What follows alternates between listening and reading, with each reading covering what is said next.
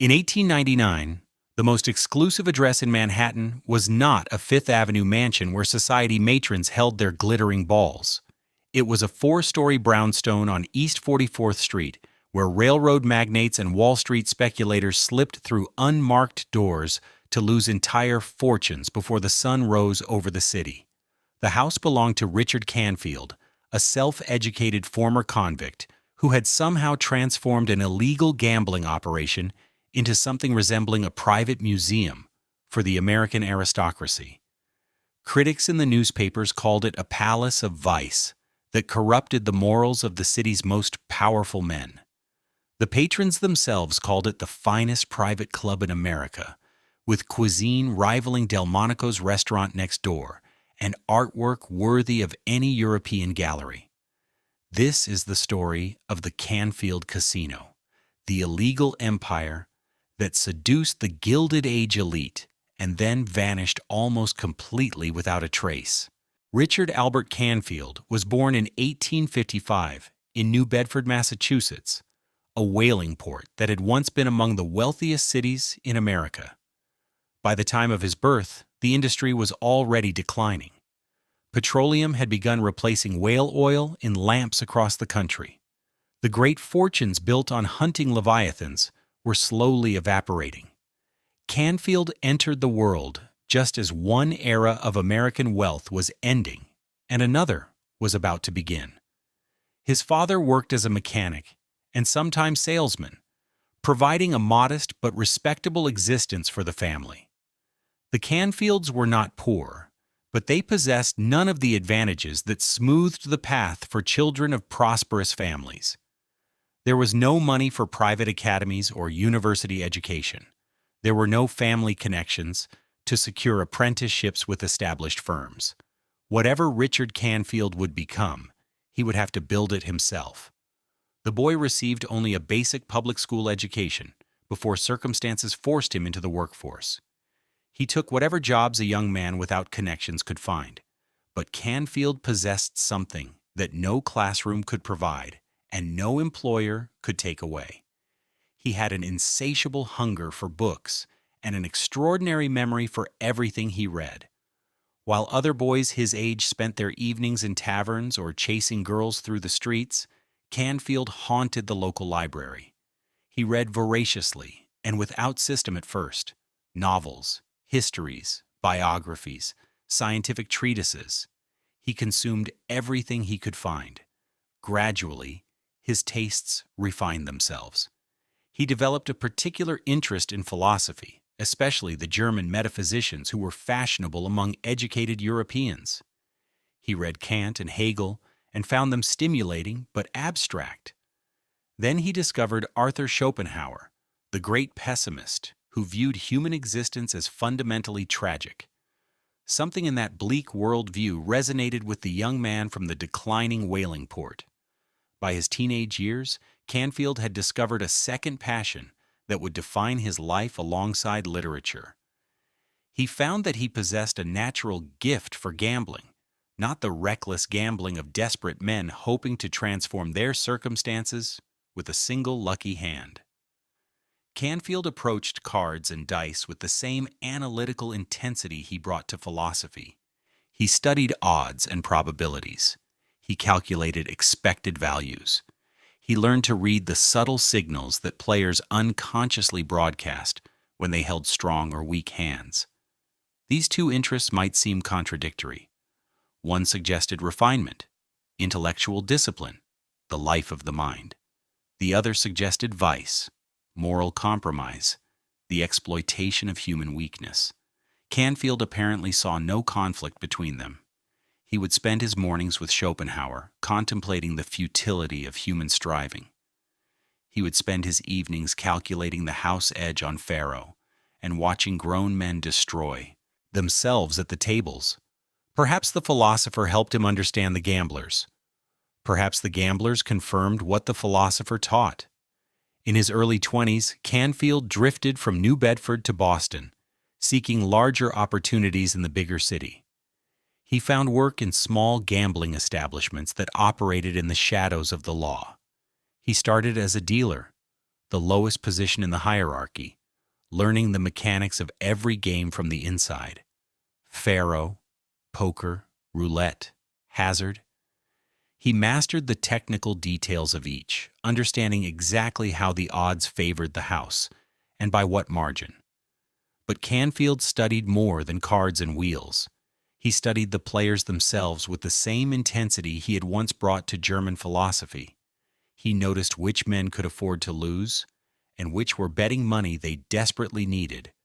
He observed how alcohol loosened judgment and inflated confidence. He watched how pride prevented sensible men from walking away when they were behind.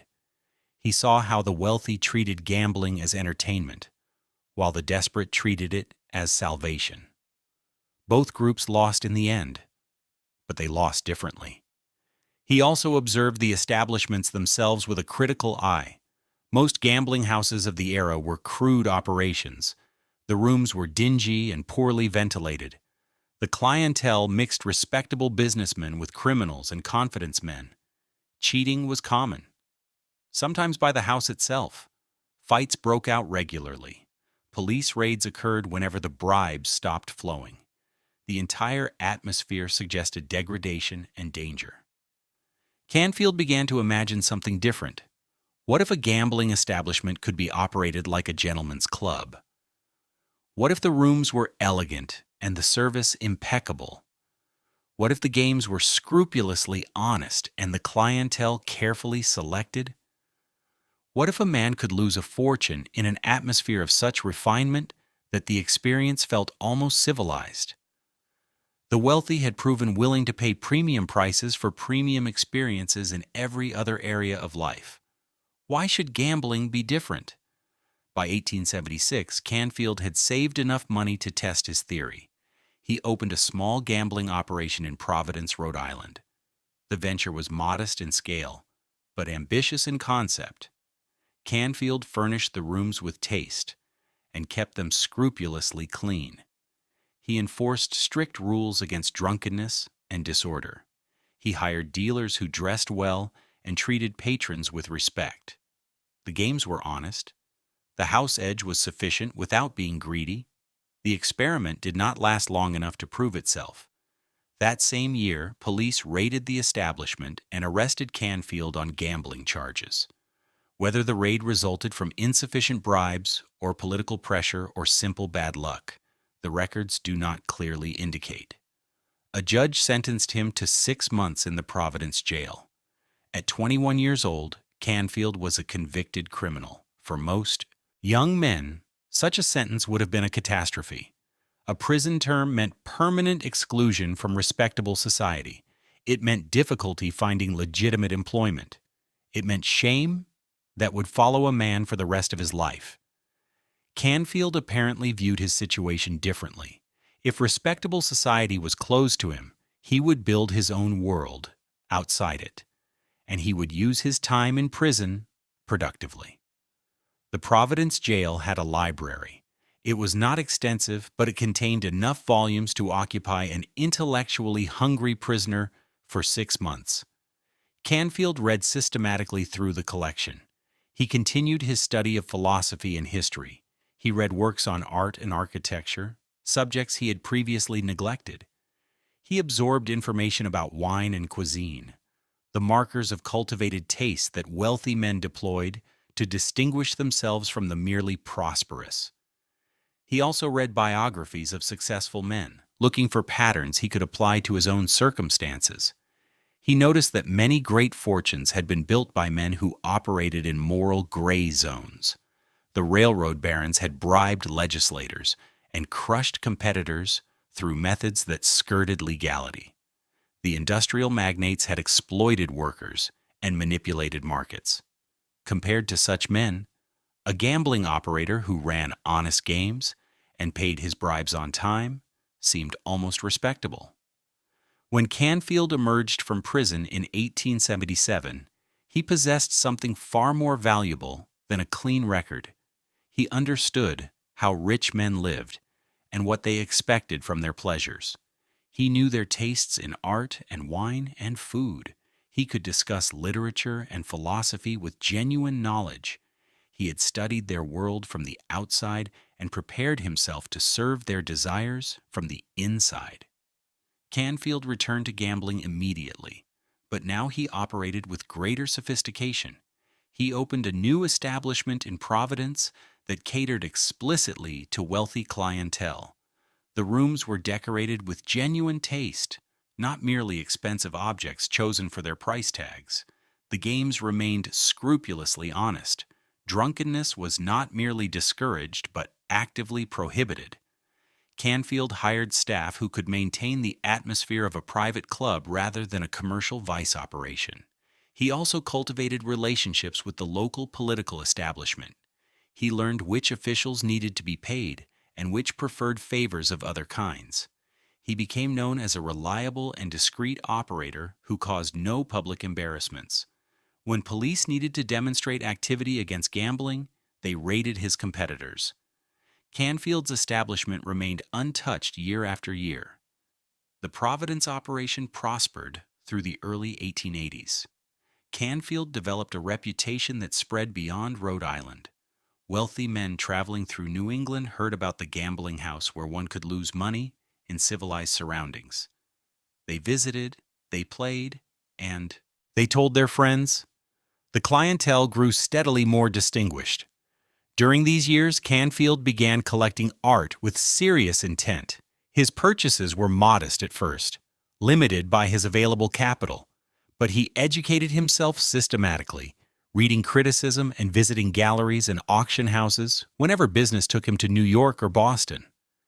He learned to distinguish genuine quality from fashionable reputation. He developed preferences and principles. He was becoming not merely a buyer of art, but a connoisseur. In 1885, Canfield married Genevieve Martin. Little is recorded about her background or their courtship. The marriage appears to have been stable, if unremarkable. Canfield maintained strict separation between his domestic and professional lives. His wife did not appear at his gambling establishments. He returned home each night to the routines of bourgeois respectability, then left each morning to oversee an illegal enterprise. The contradiction apparently troubled neither of them. By the late 1880s, Providence had grown too small for Canfield's ambitions. He had proven his concept.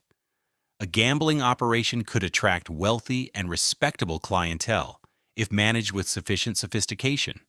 Discretion and quality could command premium prices. Honest games actually increased profits because satisfied customers returned again and again. But Providence was a secondary city. The real money, the serious fortunes, the truly elite clientele, all of that was concentrated in New York. Manhattan in the late 1880s was entering its most extravagant era. The Industrial Revolution had created fortunes of unprecedented scale. Railroad barons and steel magnates and banking princes commanded wealth that dwarfed anything the nation had previously seen. These men needed ways to spend their money that matched their sense of their own importance. They needed pleasures worthy of their status. Canfield sold his Providence interests and moved to New York in 1888. He was 33 years old. He possessed a modest fortune, a refined understanding of wealthy men's desires, and a vision of what gambling could become in the right hands. He had no idea that within a decade he would operate the most famous illegal establishment in American history. He knew only that New York offered possibilities no other city could match. Providence had been the rehearsal. New York would be the main performance. The New York that Richard Canfield entered in 1888 was a city transformed by money on a scale the world had never seen. The Civil War had created fortunes. The railroads had multiplied them. Now a new generation of industrialists and financiers commanded wealth that would have seemed impossible just decades earlier. John D. Rockefeller's Standard Oil controlled 90% of American refining. Andrew Carnegie's steel mills produced more than all of Great Britain. J.P. Morgan was beginning to consolidate the banking system under his personal authority. These men and their associates formed an aristocracy of wealth that dominated American life. The concentration of riches in Manhattan was staggering. By some estimates, 70% of the nation's corporate headquarters clustered within a few square miles of Lower Manhattan. The men who ran these enterprises needed to live somewhere. They needed to socialize somewhere, and they needed to play somewhere. The rigid propriety of their public lives created enormous pressure for private release. Behind closed doors, away from wives and ministers and newspaper reporters, the titans of industry wanted pleasures that matched their power. Gambling was technically illegal in New York State. The law had been on the books for decades and was periodically enforced with great publicity. But everyone understood that enforcement was selective. Poor men who gambled in back alleys faced arrest and imprisonment. Wealthy men who gambled in private clubs faced nothing at all, provided they chose their establishments carefully and the right people received their regular payments. This hypocrisy suited the political machine perfectly. Tammany Hall, the Democratic organization that controlled New York City, had refined corruption into a precise science. Every illegal enterprise paid tribute according to a well-understood schedule. Gambling houses paid police captains, who paid precinct commanders, who paid headquarters, officials, who paid the politicians, who appointed them all. The system was so orderly that operators could budget for protection as a fixed business expense. Raids occurred only when payments lapsed or when reformers generated sufficient public outrage to require a theatrical response. Canfield understood this system from his Providence experience. He knew that survival required not just paying the right people, but paying them reliably and generously. He also knew that the system offered opportunities for an operator clever enough to exploit them. The police would always protect gambling. The question was, which gambling houses would receive that protection? An establishment that caused no public embarrassments and paid promptly would be favored over competitors who attracted unwanted attention, but Canfield wanted more than mere survival. He wanted to create something unprecedented. He had observed the gambling landscape of New York during preliminary visits and found it disappointing. Most houses were crude operations catering to mixed clientele. The wealthy rubbed shoulders with confidence men and petty criminals. The rooms were dingy. The food was mediocre. The atmosphere suggested degradation rather than pleasure. A millionaire who lost $50,000 at such an establishment felt not merely poorer, but somehow soiled by the experience. Canfield believed he could offer something different. He would create a gambling house that felt like a gentleman's club. The rooms would be decorated with genuine taste. The staff would be impeccably trained. The food would rival the finest restaurants. The clientele would be carefully screened to exclude anyone who might embarrass the respectable patrons. A man could lose a fortune in such surroundings and feel that he had at least lost it elegantly. His first New York venture was modest. In 1888, he entered into partnership with David Duff, an established operator who controlled a gambling house near Madison Square. The arrangement gave Canfield access to Duff's political connections and protection network. In return, Canfield brought his Providence capital and his ideas about how a superior establishment might be run. The partnership was not equal, but it gave Canfield a foothold in the city. The Madison Square location had strategic advantages. The neighborhood was fashionable without being residential. Hotels and restaurants and theaters clustered nearby. Wealthy men could visit without traveling through areas where they might encounter their wives or business associates. The square itself provided a neutral meeting ground where an evening's entertainment could begin before moving to more private venues. Canfield spent the next several years learning the New York market. He studied which games the wealthy preferred and how they liked to play them. He observed the competition and noted their weaknesses. He cultivated relationships with potential patrons, meeting them at restaurants and clubs and art galleries. He never discussed gambling directly in these social encounters. He simply made himself known as a cultivated gentleman with interesting conversation and impeccable manners. By 1893, Canfield felt ready to establish his own independent operation. He acquired control of a gambling house at 22 West 26th Street, near the original Madison Square location. The purchase price and terms are not precisely recorded, but contemporary accounts suggest he paid somewhere between $50,000 and $100,000 for the premises and the existing protection arrangements. In today's currency, that would represent roughly $2 to $4 million. The new establishment reflected everything Canfield had learned. He renovated the rooms extensively, installing fine woodwork and quality furnishings. He hired a French chef to prepare meals for patrons who wished to dine before or after gambling. He trained his staff in the protocols of high-end service. Dealers wore evening dress and addressed patrons with elaborate courtesy. Doormen screened visitors and turned away anyone who seemed unsuitable. The games themselves were conventional. Faro remained the most popular choice among American gamblers of the era. The game involved betting on which cards would appear from a dealing box. The house edge was small, typically around 1.5%, but sufficient to generate steady profits from high-volume play. Roulette and various card games supplemented the Faro tables. Canfield reportedly offered honest odds on all games, preferring to profit from volume rather than from cheating. This honesty was not merely ethical, it was strategic. Wealthy men could afford to lose. What they could not afford was the humiliation of being cheated. A gambler who lost fairly would return again, hoping to recover his losses through skill or luck. A gambler who suspected cheating would never return and would warn his friends to stay away. Canfield calculated that honest games would generate more profit over time than crooked ones, and the calculation proved correct. The 26th Street establishment prospered through the mid-1890s. Canfield developed a clientele of Wall Street speculators, corporate executives, and wealthy sportsmen. The financial boom of the era kept money flowing freely. Men who made fortunes during the day wanted to risk portions of those fortunes at night. Canfield provided an elegant venue for their impulses. But he was already thinking beyond 26th Street. The location was good, but not ideal.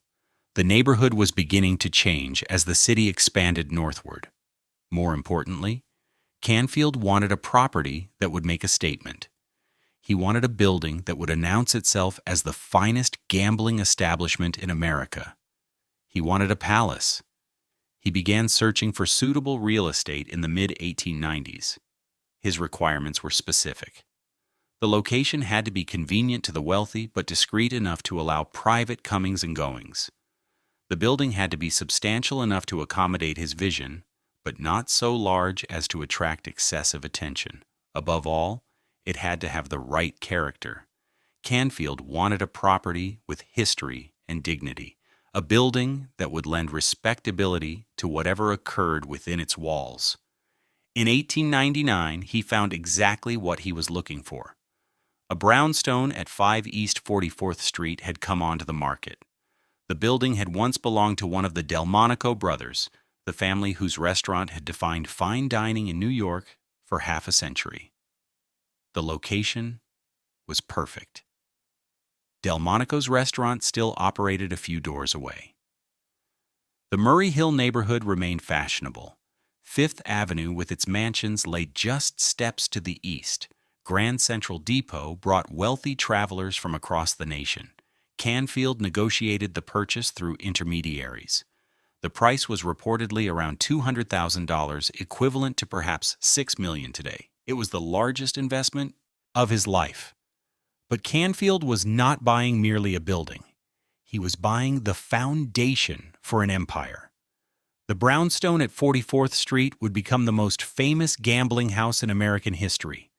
Within its walls, fortunes would change hands on a scale that staggered even those who made and lost them. Artists and millionaires and politicians would pass through its doors, and eventually, inevitably, reformers would come to tear it all down. But that lay in the future. For now, in 1899, Canfield had secured his palace, The work of transformation was about to begin. The brownstone at 5 East 44th Street had begun its existence as a respectable family residence.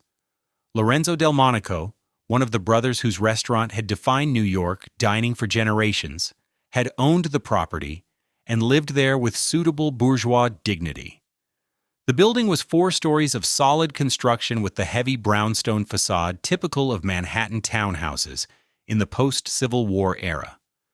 It was handsome without being ostentatious. It suggested wealth without screaming it. For Canfield's purposes, this discretion was essential. The location could not have been more perfect. Delmonico's restaurant still operated nearby at 44th Street and 5th Avenue.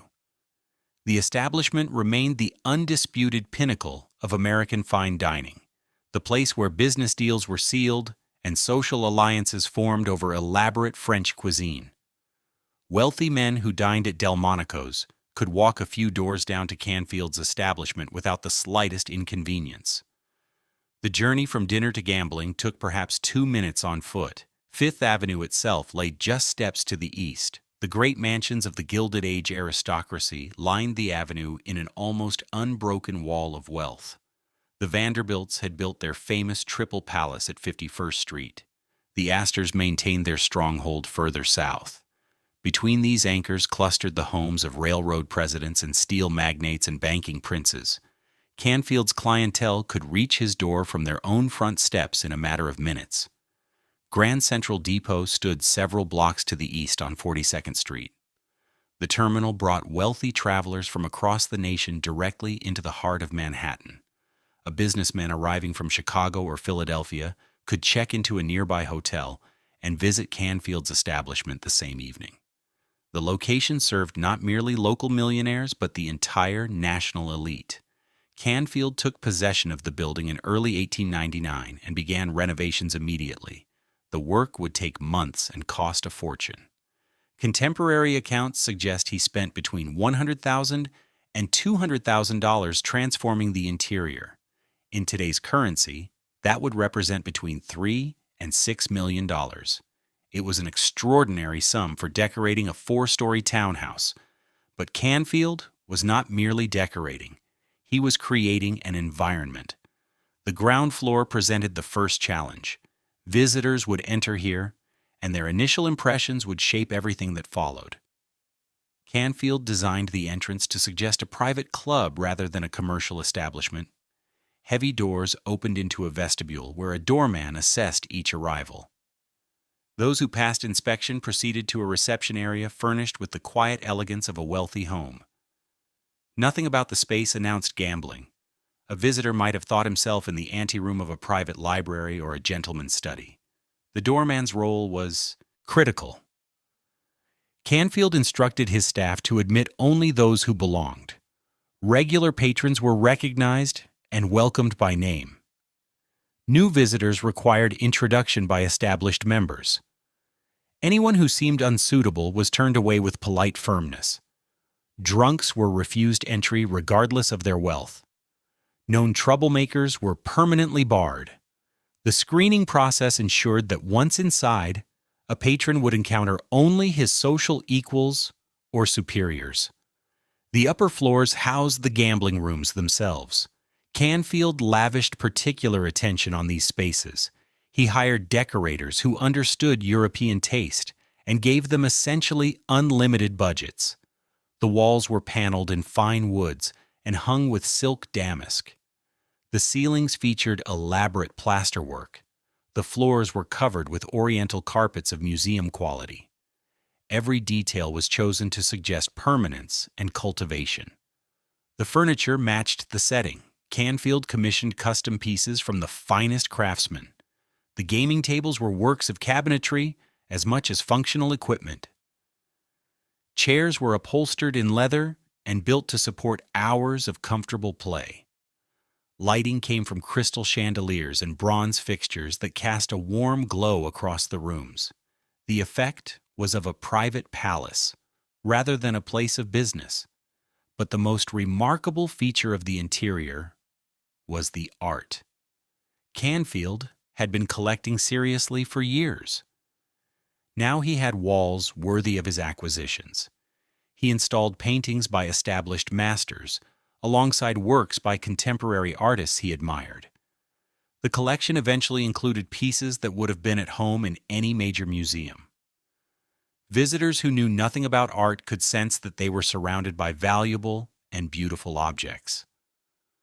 Those who did know about art were genuinely impressed. The crown of the collection was a portrait by James McNeill Whistler. The American-born artist had become the most celebrated painter of his generation, famous for works like the portrait of his mother that hung in the Louvre. Canfield had met Whistler through mutual acquaintances in the art world and commissioned a portrait of himself. The sitting took place in Whistler's London studio over several sessions. The resulting work showed Canfield in evening dress, gazing out with the calm self-assurance of a man who had mastered his world. Whistler and Canfield developed a genuine friendship during the portrait sessions. The artist and the gambler shared certain qualities. Both were self-made men who had risen through talent and determination. Both cultivated public personas that masked complex private selves. Both appreciated the finer things and had educated themselves to recognize quality. Canfield later acquired additional Whistler works for his collection. The portrait remained his most prized possession. The practical arrangements of the building received equal attention. Canfield understood that wealthy patrons would spend many hours on the premises. They would need sustenance. A dining room was established on the ground floor with a kitchen capable of producing meals rivaling any restaurant in the city. Canfield hired a French chef whose credentials were impeccable. The menu offered elaborate multi-course dinners for those who wished them, and simpler fare for those who wanted only to refuel between sessions at the tables. The quality of the food became legendary. Patrons compared the dining room favorably to Delmonico's itself. Some claimed it was actually superior. Canfield understood that the meals served multiple purposes. They attracted patrons who might not have come for gambling alone. They kept patrons on the premises longer, increasing the time available for play, and they reinforced the message that this establishment offered excellence in everything it did. Service throughout the building maintained the same standard. Canfield employed a staff of approximately 50 people during peak operations. Waiters in evening dress served drinks with silent efficiency. Attendants anticipated needs before patrons expressed them. A cigar room offered premium selections from around the world. Everything was designed to make wealthy men feel that they were being treated as they deserved. Security arrangements were necessarily elaborate. The building contained enormous sums of cash on any given evening. More importantly, the clientele included some of the most prominent men in America. Their presence at a gambling establishment was technically illegal and potentially embarrassing. Canfield installed multiple exits that allowed patrons to depart discreetly if circumstances required. Hidden passages connected rooms in ways that external observers could not detect. In the event of a police raid, the building could be emptied of patrons within minutes while staff delayed the officers.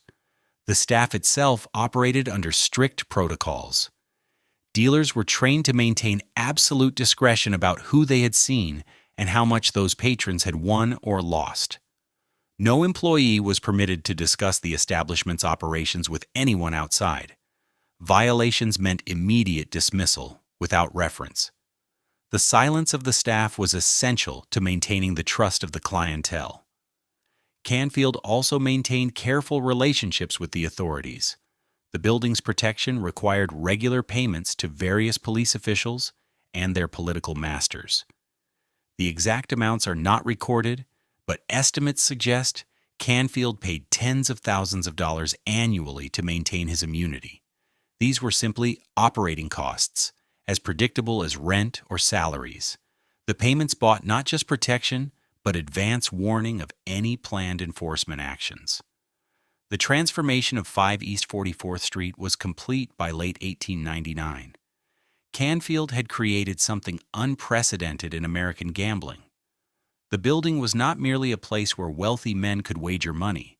It was a temple to refined pleasure, a sanctuary from the moral constraints of respectable society.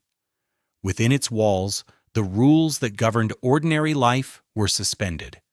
A man could pursue his desires in an atmosphere of beauty and discretion. Contemporary visitors struggled to describe what Canfield had achieved.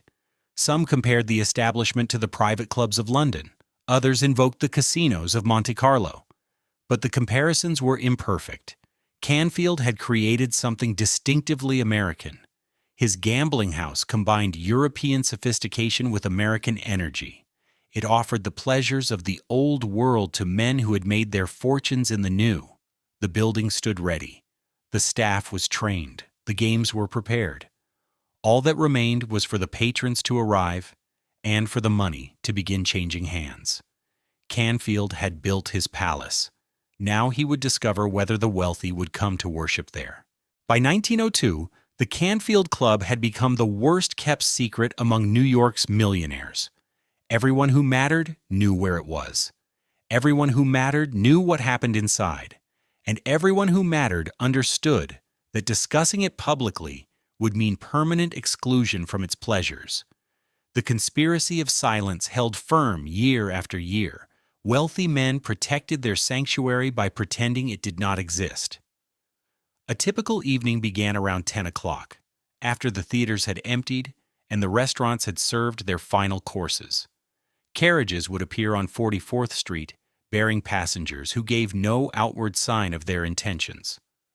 The men who emerged were among the most powerful in America: railroad presidents and steel executives, Wall Street speculators who moved markets with their decisions, politicians whose votes shaped national policy.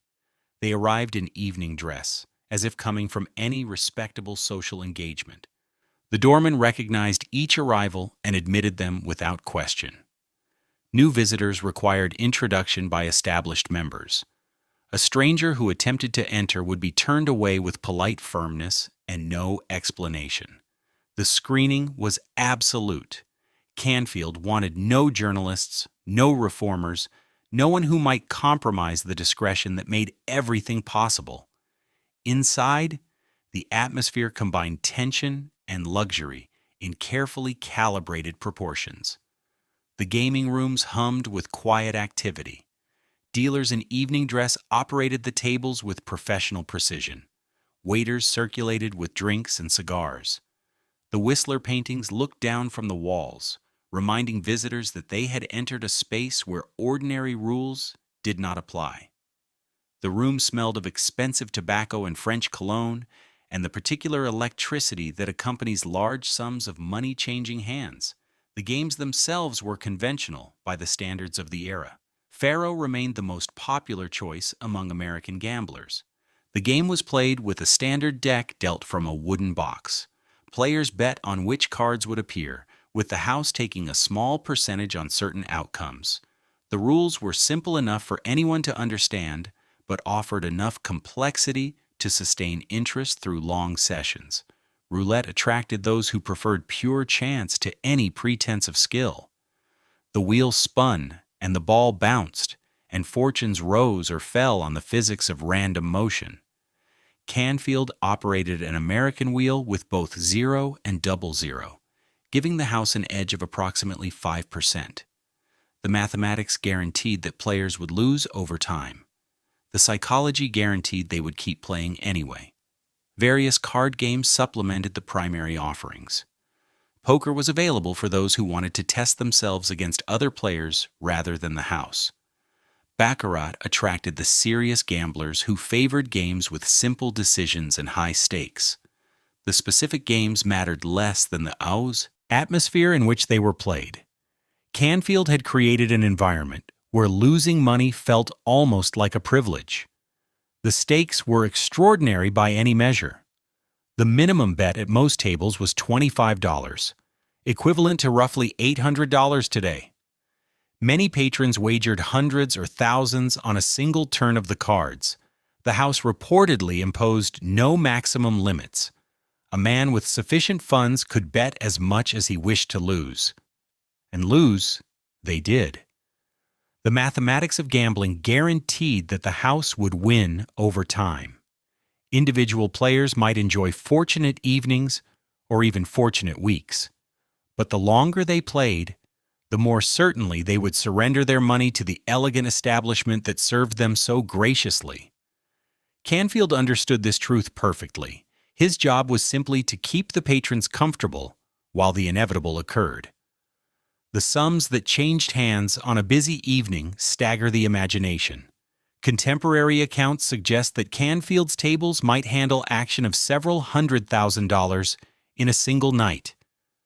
In today's currency, that would represent several $1,000,000 wagered between dinner and dawn. The house edge on this volume produced profits that made Canfield one of the wealthiest men in the city.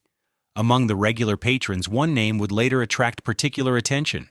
Reginald Claypool Vanderbilt was the son of Cornelius Vanderbilt II and heir to one of the largest fortunes in America. He was young, handsome, and possessed of more money than any reasonable person could spend. He was also a compulsive gambler who found in Canfield's establishment a worthy venue for his self-destruction. The stories about Vanderbilt's losses became legendary. Some accounts claim he lost as much as $300,000 in a single evening. Others suggest the total reached $500,000 over the course of his gambling career. The exact figures cannot be verified, but all sources agree that the sums were enormous. Vanderbilt inherited approximately $7 million when he came of age. A significant portion of that inheritance found its way into Canfield's coffers. Canfield himself maintained careful distance from the gambling. He never played at his own tables. He rarely even entered the gaming rooms during active hours. He observed from a distance, monitoring the operations through trusted subordinates. His role was that of a host rather than a participant. He welcomed guests and ensured their comfort. He did not share their compulsions. This detachment was both philosophical and practical. Canfield understood gambling with the clarity of someone who had studied it professionally for decades. He knew that the odds favored the house and that emotional involvement only clouded judgment. He also knew that a proprietor who gambled at his own establishment invited suspicion of cheating. His abstinence was proof of the game's integrity. The meals served at the Cow's 44th Street establishment became as famous as the gambling itself. Canfield's French chef produced cuisine that rivaled any restaurant in the city. Dinners began around 8 o'clock for those who wished to eat before gambling. The menu offered elaborate multi-course meals in the French manner. Soups and fish and game and roasts and desserts followed one another in stately procession. The wine cellar contained vintages that connoisseurs admired. Later in the evening, lighter fare was available for those who needed sustenance between sessions at the tables. Cold suppers and sandwiches and oysters on ice, coffee to sharpen the mind and champagne to celebrate victories. The kitchen operated until dawn, ready to serve whatever the patrons required. The food was not incidental to the gambling. It was part of the total experience that Canfield had designed. The quality of the meals served multiple strategic purposes. Excellent food kept patrons on the premises longer, extending the time available for gambling. It attracted men who might not have come for cards alone, but who would certainly play once they had eaten. And it reinforced the message that this establishment offered only the finest things. A man who had just consumed a $100 dinner would not hesitate to wager $1,000 at the tables. Canfield's personal code governed every aspect of the operation. The games were scrupulously honest. The odds were exactly what they appeared to be. No cheating was tolerated from dealers or from patrons. A player who lost at Canfield's could blame only the mathematics and his own decisions. This integrity was not merely ethical. It was the foundation of the business. Wealthy men could afford to lose money. What they could not afford was humiliation. A gambler who suspected he had been cheated would never return and would warn every friend to stay away. The damage to reputation would far exceed any short-term gains from crooked dealing.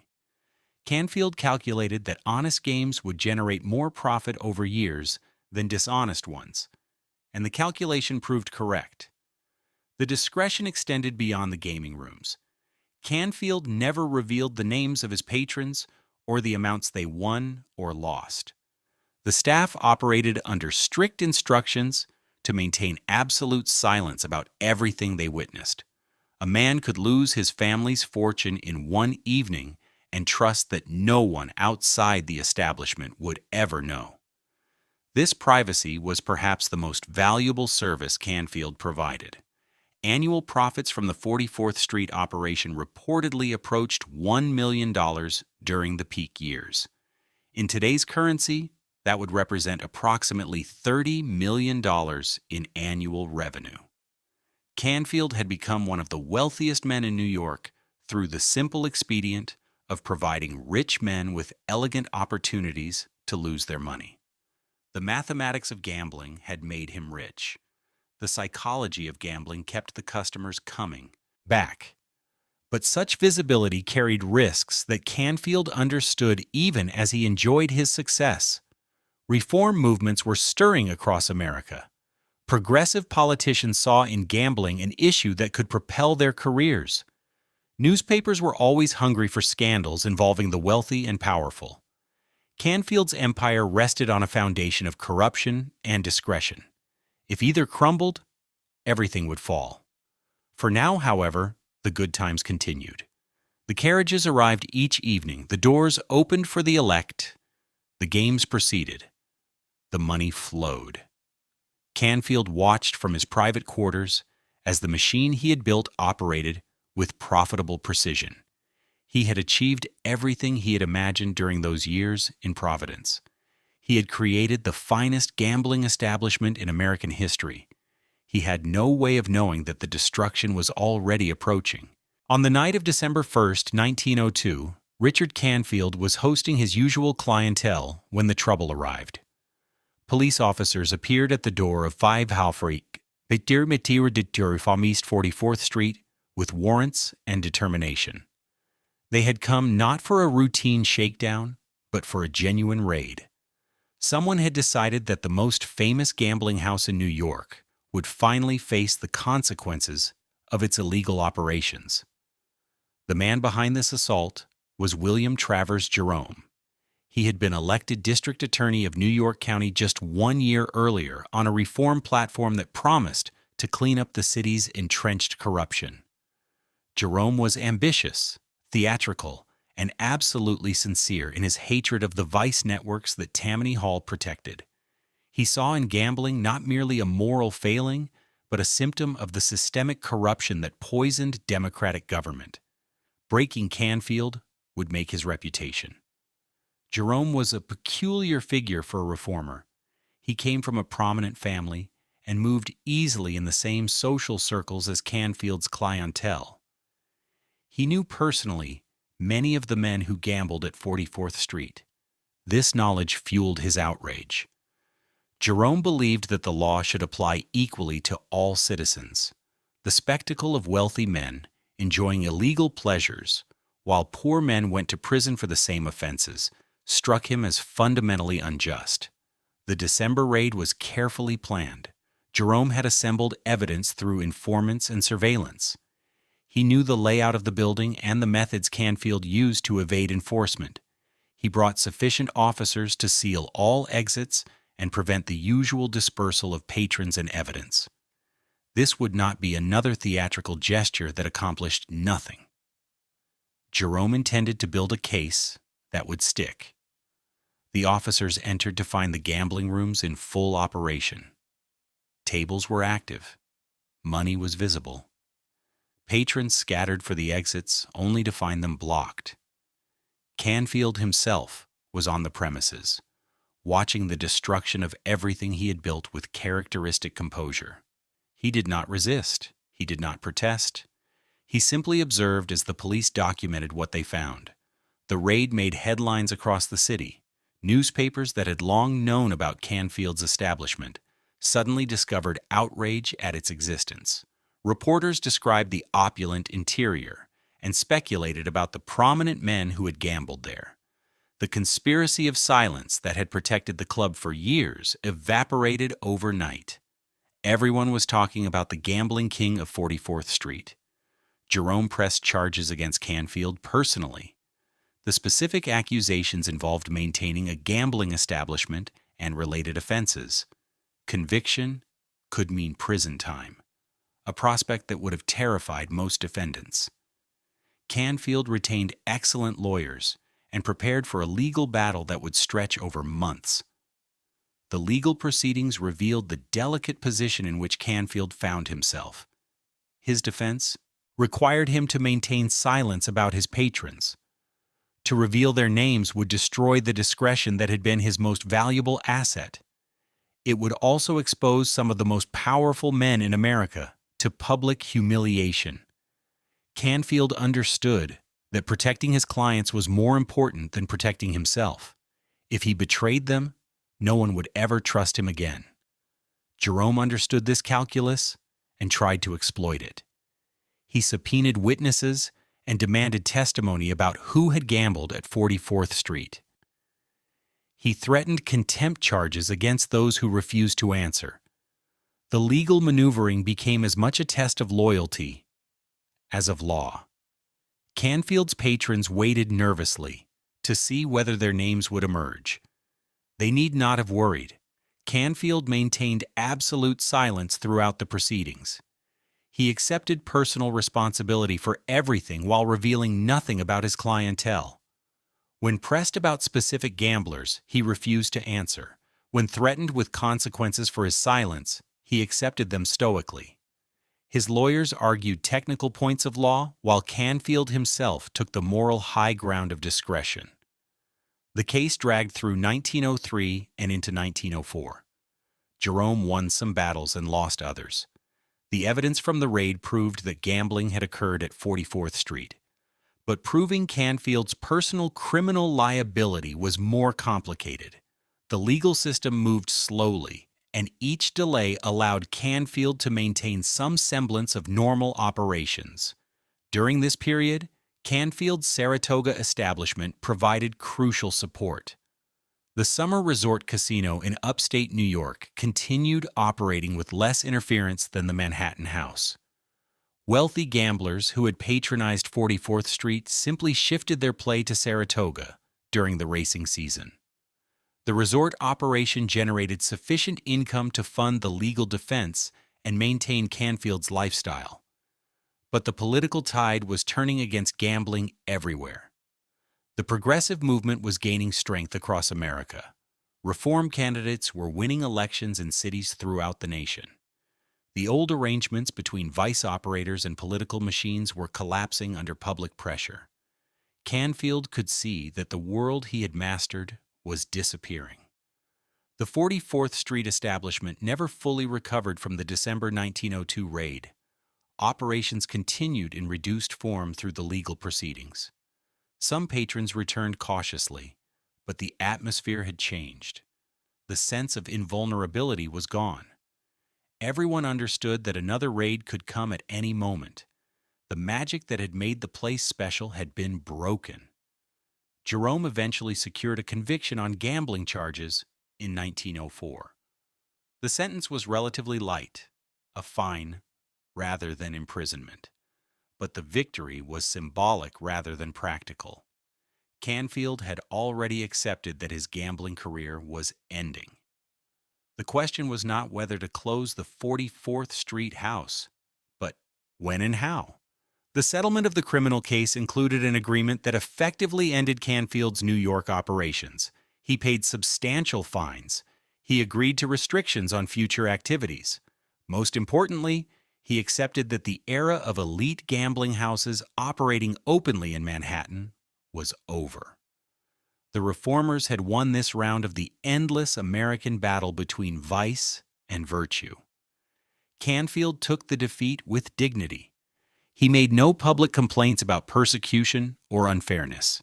He did not blame Jerome or the police or the newspapers. He simply acknowledged that circumstances had changed and adapted accordingly. The philosophical detachment he had cultivated through decades of studying Schopenhauer served him well in adversity. The closing of 44th Street represented more than a personal setback for Canfield.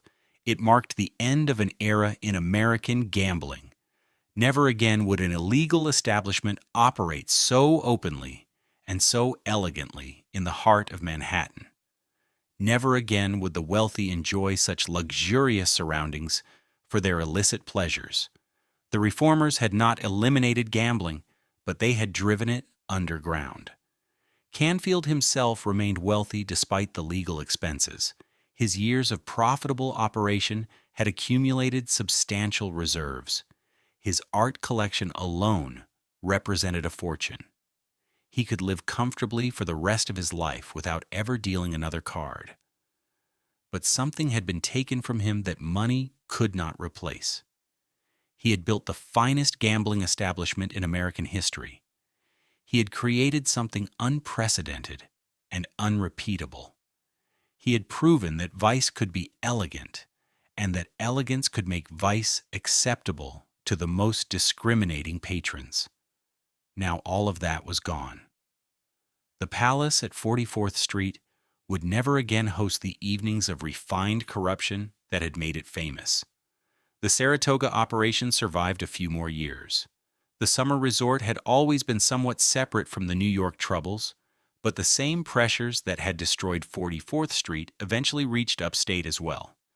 By 1907, the Saratoga Casino had closed permanently. Canfield's career as a gambling operator was finished. He was 52 years old. He had spent 3 decades in the gambling business. He had risen from a 6-month prison sentence in Providence to become the most famous gambling operator in America. He had made a fortune and lost some of it to lawyers. He had earned the respect of artists and the patronage of millionaires. Now he would have to find a new way to spend his remaining years. The reformers celebrated their victory. Jerome's reputation soared. He would later be considered for the presidency, though that ambition would not be fulfilled. The newspapers praised the cleanup of vice and predicted a new era of moral improvement. Everyone agreed that Richard Canfield had been defeated, but Canfield himself seemed almost relieved. The constant pressure of operating outside the law had worn on him. The payments to police and politicians, the fear of raids, the elaborate security measures, all of it had exacted a psychological toll. Now that burden was lifted. He could live openly without looking over his shoulder. He would reinvent himself as something the world had not expected. The gambling king would become an art collector of genuine distinction. The man who had taken money from compulsive gamblers would spend his remaining years among painters and critics and museum trustees. It was perhaps the strangest transformation in Gilded Age America. By 1904, the gambling rooms at 44th Street had fallen silent. The tables that had once handled hundreds of thousands of dollars each evening stood covered and unused. The staff that had served millionaires with such elegant discretion had been dismissed. The Whistler paintings still hung on the walls, but they looked down on empty rooms. Richard Canfield's Palace of Chance had become simply a very expensive private residence. The transition from gambling operator to art collector happened gradually rather than suddenly. Canfield had been collecting seriously for years while still running his establishments. The legal troubles and eventual closure of 44th Street simply accelerated a process already underway. He had always been more interested in beautiful objects than in the money they cost. Now he could devote himself entirely to that interest. His relationship with James McNeill Whistler had deepened during the difficult years. The two men had met through art world connections in the late 1890s. Whistler was then at the height of his fame, recognized as one of the greatest painters of his generation. He was also notoriously difficult, quick to take offense, and savage in his criticism of anyone he considered a Philistine. That he accepted Canfield as a friend and patron testified to the gambler's genuine cultivation. The portrait that Whistler painted of Canfield became the centerpiece of their relationship. The work showed Canfield in evening dress, gazing out with calm self-possession. Whistler captured something essential in his subject, the combination of refinement and ruthlessness that had made Canfield successful. The gambler appears completely at ease with himself and his circumstances. He might be a diplomat or a financier rather than the operator of an illegal enterprise. The sittings for the portrait took place in Whistler's London studio over multiple sessions. Canfield traveled across the Atlantic specifically for these appointments. The two men spent hours together, talking about art and life and the peculiarities of their respective worlds.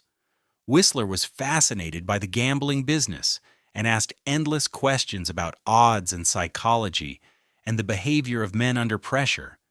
Canfield proved an ideal subject. He could sit motionless for hours without complaint. His face remained composed through session after session. He understood that the portrait required patience and gave it willingly. Whistler, who had driven other subjects to distraction with his demands, found in Canfield a sitter who met his standards for cooperation. The portrait was never formally completed. Whistler died in July 1903, leaving the work in an advanced but unfinished state. Canfield inherited the canvas as part of his friendship with the artist. He valued it above everything else in his collection. The portrait represented not just a work of art, but a relationship, a connection to a man he had genuinely admired. Whistler's death affected Canfield deeply. The artist had been one of the few people who accepted him completely, without judgment for how he had made his money. In Whistler's studio, Canfield was not a gambling operator facing legal troubles. He was a cultivated man with genuine taste and intelligent conversation. That acceptance meant more to Canfield than the portrait itself. After the closure of his gambling operations, Canfield devoted himself to expanding his collection. He had accumulated substantial wealth during his years in business. The legal expenses had been significant, but not ruinous. He retained enough capital to continue acquiring art at a serious level. He also retained the knowledge and taste that distinguish genuine collectors from mere accumulators. His collection grew to include works by many of the most respected artists of the era. He favored the Impressionists and their successors. He acquired paintings that represented not fashionable names, but genuine quality. Critics who visited his private gallery came away impressed by both the range and the discernment of his acquisitions. Canfield had become a collector whose opinion mattered. The art world accepted him more readily than respectable society had ever done. Museums and galleries welcomed his patronage. Dealers sought his business and valued his judgment. Critics consulted him about attributions and quality. In this world, his past as a gambling operator seemed almost romantic rather than disreputable. Artists had always associated with questionable characters. Canfield fit a recognized type. He also began writing about art with some seriousness. His essays on Whistler and other subjects demonstrated genuine knowledge and thoughtful analysis. He was not merely a wealthy collector buying prestige. He understood what he owned and could articulate why it mattered. His writing showed the same careful attention to detail that had characterized his gambling operations. The Saratoga Casino had provided a final chapter to his gambling career. The summer resort in upstate New York had operated somewhat independently of the Manhattan house. It served wealthy patrons who came for the racing season and stayed for the gaming tables. The establishment had a different character than 44th Street, more relaxed and seasonal, rather than an all-year operation. But the same reform pressures that destroyed Manhattan gambling eventually reached Saratoga. By 1907, the political climate had changed sufficiently that continued operation became impossible. Canfield closed the Saratoga establishment permanently that year. He was 52 years old and finished with the gambling business forever. The closure freed him from the last connections to his former life. He no longer needed to maintain relationships with politicians and police officials. He no longer needed to worry about raids or legal proceedings. He could live openly as what he had become, a wealthy private collector with refined tastes and interesting friends. His daily life settled into comfortable routines. He lived well but not ostentatiously. He continued reading philosophy and history as he had done since his youth. He corresponded with artists and critics and fellow collectors. He attended exhibitions and auctions and the social events of the art world. He had found a community that accepted him. But his health was beginning to decline. The years of stress had taken their toll. He suffered from various ailments that limited his activities. The energy that had built and operated the finest gambling establishment in America was gradually diminishing. He was becoming an old man, though not yet elderly by the calendar. His wife Genevieve remained a quiet presence in his life. The marriage had endured through all the turbulence of his career. She had never been publicly associated with his gambling operations. She had maintained her respectability while he operated outside the law. Now that he had become respectable himself, she could share more openly in his social life. Canfield's transformation puzzled some observers. How could a man who had made his fortune exploiting human weakness become a patron of the arts? How could someone who had profited from compulsive gambling appreciate the highest expressions of human creativity? The contradiction seemed too stark to be genuine. But perhaps there was no real contradiction. Canfield had always valued beauty and cultivation.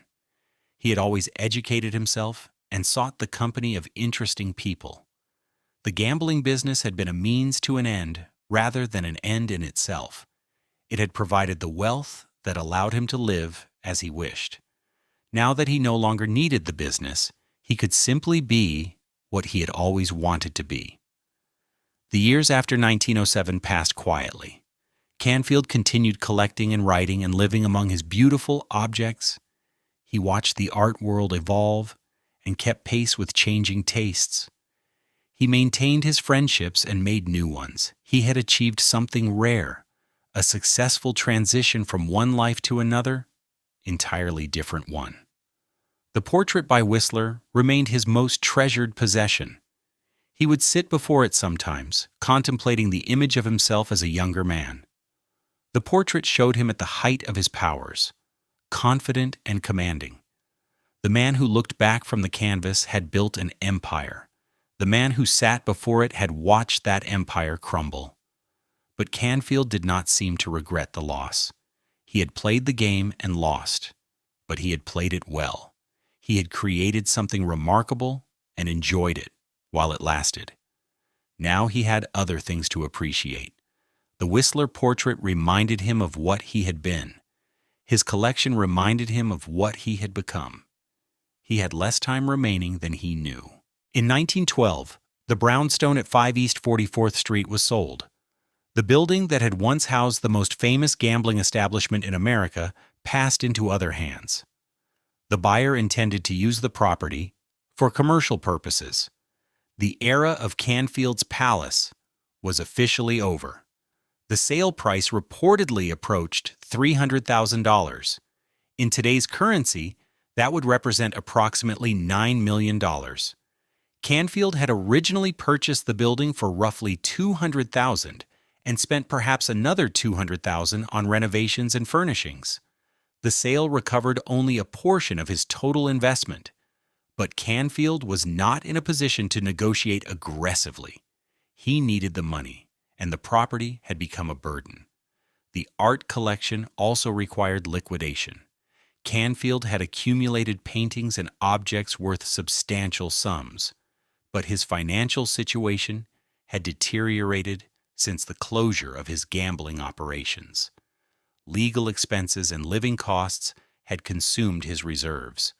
The collection that represented his genuine passion would have to be converted back into cash. The dispersal happened through a combination of private sales and auction. Major works went to established collectors who recognized their quality. The Whistler portrait remained with Canfield until the end. He could not bring himself to sell the image of himself painted by his friend. That single work represented everything the collection had meant to him. Other Whistler pieces found buyers more easily. The artist had died in 1903, and his reputation had only grown since then. Paintings that Canfield had acquired through his personal friendship now commanded prices that reflected posthumous fame. The financial return on these works was substantial. Whistler had been a good investment as well as a good friend. The auction records from this period reveal the range of Canfield's taste. He had collected not just Whistler but works by Manet and other Impressionists. He owned Dutch Old Masters and English portraiture. The collection was not vast by the standards of the great robber barons, but it was serious and coherent. Critics who reviewed the sales noted the quality of judgment that had assembled these works. Canfield watched his collection scatter with what observers described as philosophical resignation. He had always understood that ownership was temporary. The paintings would outlast him regardless of whether he sold them now or left them to heirs. Better to see them go to collectors who would appreciate them than to institutions that might store them in basements. The money from these sales sustained Canfield through his final years. He maintained a comfortable existence without the grandeur of his gambling days. He lived quietly, read his philosophy, corresponded with friends. The energy that had built an empire had faded into the calm of old age. He was 57 years old but seemed older. His health continued to decline through 1913 and into 1914. The specific ailments are not well documented, but contemporaries noted that he had aged significantly since the closure of his gambling operations. The stress of the legal battles and the loss of his life's work had taken a toll that comfortable retirement could not repair. Canfield spent his final months in relative seclusion. He saw few visitors beyond his wife and a small circle of friends. He continued reading and thinking about the subjects that had always interested him. He looked back on his career with what seemed like satisfaction rather than regret. He had done what he set out to do. The world had changed, and he had been forced to change with it. On December 11, 1914, Richard Canfield was walking in the subway station at 14th Street in Manhattan. The circumstances of what happened next are not entirely clear. According to reports, he fell while descending a staircase.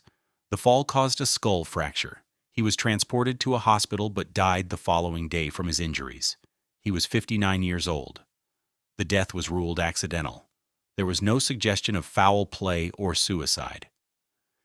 Canfield had simply slipped on a staircase and suffered a fatal injury. The man who had built and lost a gambling empire died from a random accident in the New York subway system. The irony was almost too perfect. A man who had spent his life calculating odds had been undone by pure chance. The obituaries that followed struggled to categorize him. The New York Times called him a famous gambler and noted his art collection. Other papers emphasized his legal troubles and the raid that had ended his career. Some writers attempted to reconcile the contradictions. The cultivated aesthete who had profited from human weakness. The philosopher who had operated outside the law. His funeral was private. His wife Genevieve survived him, inheriting whatever remained of his estate. The Whistler portrait eventually found its way to a museum, where it hangs today as a record of an unusual friendship. The man in the portrait gazes out with the same calm self-possession he had shown in life. Nothing in the image suggests the turbulent career that lay behind that composed exterior. The immediate aftermath of Canfield's death was quiet. He had no children to carry on his name. His business had been closed for nearly a decade. The world he had inhabited, the Gilded Age world of millionaire gamblers and corrupt politicians and elegant vice, was already passing into history. The First World War had begun just months before his death. Everything was changing. The brownstone at 44th Street had already been transformed. The building that had housed Whistler paintings and faro tables and the most discriminating cuisine in Manhattan now served ordinary commercial purposes. Nothing about its exterior indicated what had once occurred within. The neighborhood was evolving as well. The old Murray Hill elegance was giving way to the Midtown commercial district that would dominate the 20th century. Canfield's contemporaries offered varied assessments of his legacy. Some praised his integrity, noting that he had never cheated his patrons or betrayed their names. Others condemned him as a corrupter of morals who had profited from addiction and weakness. The debate echoed broader American arguments about vice and virtue that continue to this day. What remained indisputable was his achievement. For a brief period around the turn of the 20th century, Richard Canfield had operated the most famous gambling establishment in American history. He had attracted the wealthiest and most powerful men in the nation to his tables. He had created an environment of such refinement that losing money there seemed almost worthwhile. No one before or since has quite replicated what he accomplished. The gambling king was dead. His palace was gone. His collection was scattered. But the legend would endure. If you walk along East 44th Street today, between 5th and Madison Avenues, you will find no trace of Richard Canfield's gambling palace. The brownstone that once housed Whistler paintings and faro tables has been demolished. A modern office building occupies the site. Nothing marks the location where fortunes changed hands and millionaires sought elegant ruin. The physical evidence of Canfield's empire has vanished completely. The neighborhood itself has transformed beyond recognition. Murray Hill's quiet elegance gave way decades ago to Midtown Manhattan's commercial intensity. The area around Grand Central Terminal now serves millions of commuters rather than wealthy gamblers seeking discretion. Delmonico's restaurant, which once anchored the social geography of Canfield's world, closed its original location long ago. The entire fabric of Gilded Age Manhattan has been woven over by successive generations of development. The Whistler portrait survived where the building did not. Canfield's most treasured possession eventually found its way to a museum, where it remains accessible to anyone who wishes to see it. The Cincinnati Art Museum acquired the work and displays it as part of their American collection. Visitors can study the image of Canfield in evening dress, gazing out with the calm self-possession that characterized him in life. The portrait outlasted everything else. Other pieces from Canfield's collection scattered to museums and private collections across the country. The works he acquired through genuine taste and cultivated judgment now hang in institutions he never imagined would want them. His eye for quality has been vindicated by time. The paintings he bought have appreciated enormously in value. The gambling operator proved to be a better art investor than many professional collectors of his era. Canfield himself has become a historical curiosity, remembered mainly by specialists in Gilded Age social history. His name appears in books about New York gambling and progressive-era reform. Historians mention him when discussing the relationship between wealth and vice in American culture, but he never achieved the lasting fame of the industrial magnates who gambled at his tables. The operator remains less famous than his clientele. This obscurity seems somehow appropriate. Canfield had always operated in shadows, providing pleasures that his patrons preferred not to acknowledge publicly. His business depended on discretion. He succeeded by remaining invisible to everyone except those who needed to find him. That invisibility has persisted into historical memory. The gamblers are remembered. The house is forgotten. The broader world that Canfield inhabited has also passed into history. The Gilded Age system of elite gambling protected by political corruption collapsed under progressive-era reforms. The arrangements that had allowed Canfield to operate openly in Manhattan became impossible to sustain. Never again would an illegal gambling house function so brazenly in the heart of the city. The reformers achieved at least that much, but the impulse that Canfield served proved more durable than the specific institutions he created. Americans continued gambling after Canfield's death, just as they had gambled before his birth. The activity moved to different venues and took different forms.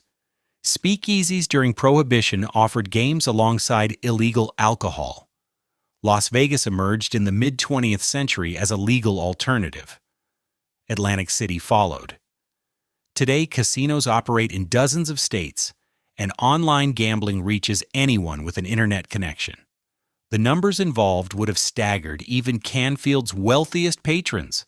Americans now wager approximately $500 billion annually on legal gambling alone. The illegal market adds billions more. State lotteries generate revenues that fund education and public services. The activity that reformers tried to suppress has become a mainstream industry contributing to government budgets. This transformation represents perhaps the deepest irony of Canfield's legacy. He operated outside the law because gambling was prohibited. He paid bribes to corrupt officials because legal operation was impossible. He faced prosecution and eventual destruction because society deemed his business immoral. A century later, governments actively promote the same activities he was punished for facilitating. The arguments for and against gambling have barely changed since Canfield's era. Critics still warn about addiction and exploitation. They still note that the house always wins and that gamblers systematically lose money over time. They still point to the social costs when families are destroyed by compulsive gambling. The progressive reformers would recognize these arguments immediately. Defenders still counter that adults should be free to spend their money as they choose. They still argue that gambling provides entertainment and that most participants enjoy it responsibly. They still note that prohibition merely drives the activity underground, where it becomes more dangerous and less regulated. Canfield could have made these arguments himself. What has changed is the conclusion society draws from these arguments. The same behavior that sent Canfield into legal exile is now encouraged by television advertisements and government-sponsored lottery tickets. The same impulses that reformers called sinful are now called entertainment. The transformation has been so complete that most Americans would find Canfield's prosecution incomprehensible. Why would anyone go to jail for running a casino? Canfield himself might have appreciated this irony. He had always maintained that his gambling operations were honest and that his patrons came willingly. He had argued that wealthy men had the right to risk their money as they saw fit. He had insisted that his establishment provided a service that society wanted even if it pretended otherwise. History has vindicated these arguments, though too late to benefit Canfield himself. The man who emerges from the historical record remains difficult to categorize. He was genuinely cultivated, not merely rich. He read philosophy and collected art with discrimination that experts respected. His friendship with Whistler was real, built on shared interests and mutual appreciation. In another life, with different opportunities, he might have been a scholar or a museum curator or a patron of the arts who never touched a deck of cards. But he chose the path that circumstances offered. A boy from a declining whaling port with no education and no connections found his way to wealth through the one avenue available to him. He built something remarkable within the constraints of his era. He created the finest gambling establishment in American history and operated it with integrity that even his enemies acknowledged. When the system that had protected him collapsed, he adapted and reinvented himself as something more respectable. Perhaps that is the most American element of his story, the constant reinvention, the refusal to accept the identity that birth and circumstance assigned. Canfield made himself into a gambling operator when that served his purposes. He made himself into an art collector when gambling became impossible. He died neither as the criminal his prosecutors described, nor as the cultivated gentleman his friends admired. He died as something more complicated, a man who had been many things and might have been many more if chance had not intervened. The subway staircase where he fell offers no memorial. The 14th Street station processes thousands of passengers daily, none of them aware that a Gilded Age gambling king died there over a century ago. The spot is unmarked and unremarkable. Canfield passed from the world as quietly as he had once passed through the secret doors of his establishment, noticed only by those who knew what to look for. What remains is the story itself. A self-educated man from nowhere who built an empire on human weakness, a criminal who befriended one of the greatest artists of his age, a gambling operator who never gambled, a moralist who profited from vice. The contradictions never resolved themselves during his lifetime. They remain unresolved today. The brownstone at 44th Street is gone. The gamblers who lost fortunes there are forgotten. The reformers who destroyed Canfield's business are remembered mainly by specialists. But the questions his life raised persist. How do we judge a man who provided services society wants but cannot officially approve? What do we make of cultivation purchased with profits from exploitation? Where does the line fall between entertainment and predation? Canfield never answered these questions. He simply lived them. The portrait by Whistler hangs in Cincinnati. The gambling king gazes out at visitors who do not recognize him. His expression reveals nothing. The canvas preserves what the man himself could not preserve, a moment of composed certainty before everything changed. That image is what remains of Richard Canfield and his palace of chance. A painted face, a vanished building, a story that still troubles the American conscience. The cards have been dealt. The players have departed. The house stands empty.